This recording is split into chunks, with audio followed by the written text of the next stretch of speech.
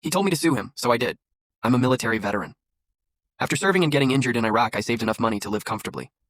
When I settled down in a small town, I decided to take it easy, working at a local lube shop just to stay busy. The owner, Peter, was decent at first. He paid me a flat $100 a day, no overtime, and even gave me travel pay when I helped out at his other shops. Then Peter married Karen, and everything went downhill fast. One week, my paycheck came up short. I asked why, and Karen butted in, saying, "It's not fair to pay you a full day if you don't work 10 hours. I told her that's what day rate means. She didn't care. The next week, I worked 80 hours and got paid $600. When I confronted them, Karen snapped, "You agreed to $100 a day. You're contract labor." Peter just nodded like a coward. From then on, she harassed everyone, yelled at workers in front of customers, accused one guy of an OSHA violation for wearing tinted safety glasses. One day, she called me a big bitch in front of everyone.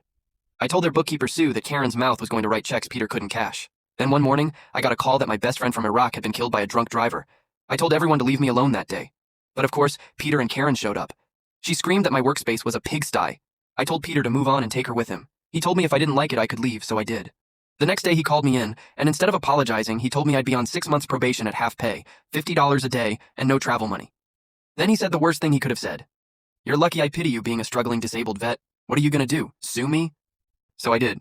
I hired a lawyer for $3,000 and sued for unsafe work conditions, unpaid overtime, and wage violations.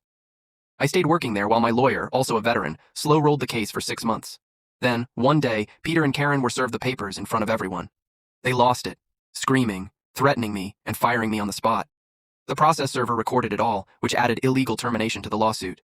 Then I opened my own lube shop across town, hired my old coworkers at higher pay, and they joined the lawsuit too.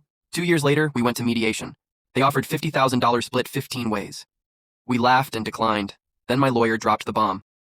IRS reports showing Peter and Karen had filed tax credits, claiming I was employed full-time at 6 different shops at $12 an hour for veteran tax breaks. They were caught committing tax fraud. Suddenly, they agreed to our terms: $400,000 in unpaid wages, full legal fees, and $20,000 per shop for wrongful termination. They demanded a gag order. We signed. Then somehow their tax filings found their way to the IRS. Months later, Peter went bankrupt and took a plea deal for tax fraud. Karen ran off with a gambler.